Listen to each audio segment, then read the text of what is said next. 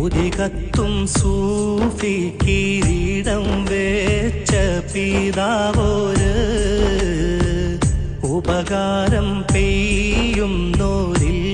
ജീവിച്ച സൽപ്പേര് നിധിയാം കുഞ്ഞിമാഹിൻ കോയ എന്ന മഹാത്മാവ്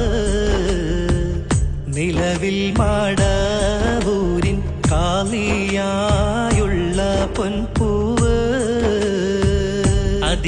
അതിശയപേട്ട പ്രസംഗ ചാതുരി കാട്ടുമേ